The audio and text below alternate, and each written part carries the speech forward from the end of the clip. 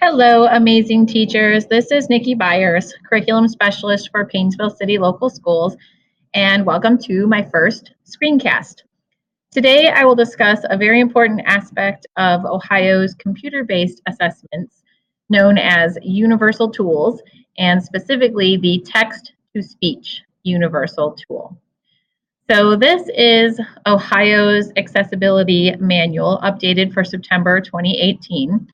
And in this manual, in section 2.4, it states, on the Ohio computer-based assessments, universal tools are features or preferences that are either built into the assessment system or provided externally by test administrators. Universal tools are available for all students taking Ohio's state tests. Since these features are available for all students, they are not classified as accommodations. Students should be familiar with these features prior to testing and should have the opportunity to select and practice using them in order to appropriately use these features on test day. Universal tools are intended to benefit a wide range of students and may be used by the student at his or her discretion during testing. Universal tools embedded in the test delivery system are on by default. Okay, so we all know some universal tools like blank paper, they're entitled to have that. Also, the calculator is a universal tool. It shows up automatically in the test where it is needed. But did you know that text-to-speech is also a universal tool? So text-to-speech for mathematics, science, and social studies Ohio State tests is available to everyone. So the text-to-speech feature reads aloud the test to the student when the student selects an available speak option. Therefore, all students taking a test in these areas should be wearing headphones, and we should be encouraging them to take advantage of the text-to-speech tool.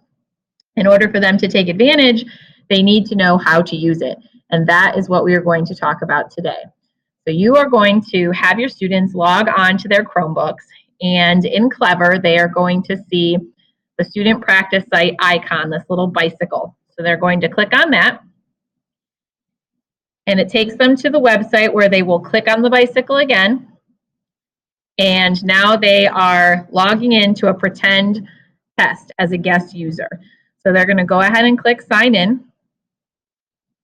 And on the next screen, they have to choose their grade level. Today, I will pretend to be a 10th grader. And I am going to be a 10th grade science student taking the biology released items from spring 2018. On the choose settings page, this is a little bit different.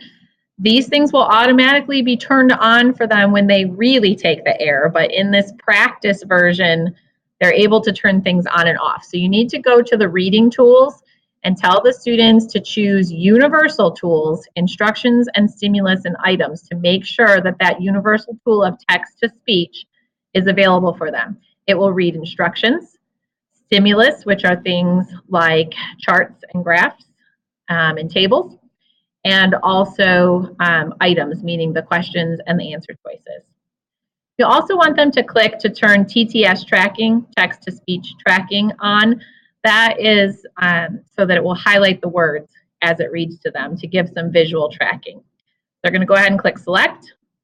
On this screen, they will see something that looks just like this when they take their air test.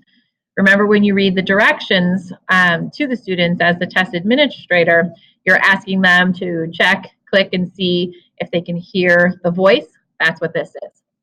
So the first voice option is Microsoft Anna, and we're going to go ahead and listen to see what Anna sounds like. This text is being read aloud. Okay, little computery. We're going to go ahead and switch this and choose Google US English and see what that sounds like. This text is being read aloud. That sounds a little bit more natural, so we'll go with that. The volume, pitch, and rate can be adjusted here. They just slide these up and down depending on their preferences, and then click I heard the voice and click continue.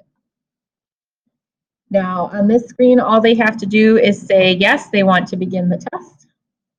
And when the test opens up, They're going to immediately start raising their hands and say, oh, mine's broken. It's not reading to me. Please help. I didn't do something right. How do I make it read? I can't hear it. How do I turn it up? Don't worry about that. You need to tell them to calm down and learn about the things that are hidden behind this collapsed menu icon, sometimes known as the hamburger.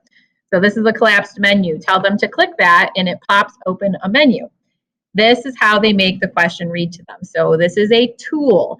That means that it is available, but they have to decide if they want to use it or not, and they have to know how to use it. So when we choose the speak question option, it will read everything that is there for us. I'm going to go ahead and do that now. How is chemosynthesis different from photosynthesis? Option: chemosynthesis does not require enzymes. Option B: chemosynthesis can occur in environments without sunlight. Option C: chemosynthesis does not require reactants from outside the cell. Option D: chemosynthesis produces sugars that organisms use as an energy source.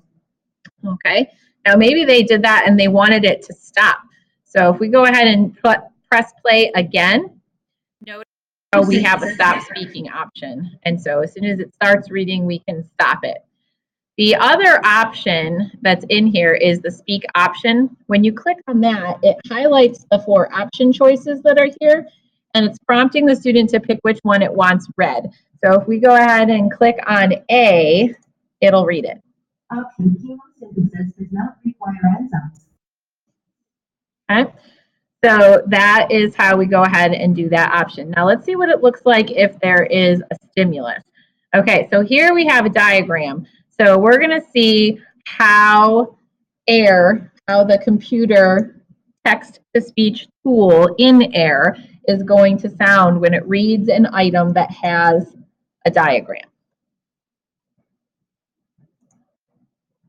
The diagram shows the nucleus in the cytoplasm of a cell. Identify the nucleic acid most commonly found in the nucleus, the nucleic acid that carries information from the nucleus into the cytoplasm, and the nucleic acid that carries amino acids in the cytoplasm. Place a nucleic acid label into each of the 3 blank boxes. Place only one label in each blank box.